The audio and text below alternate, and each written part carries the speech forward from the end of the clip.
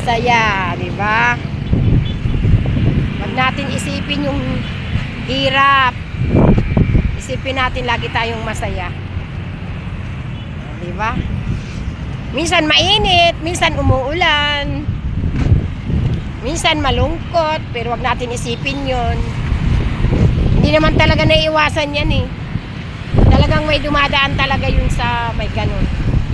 Pero sige lang, enjoy lang. Happy lang ang ating sarili, ang ating life. Bye-bye. Sama sa tayong lahat.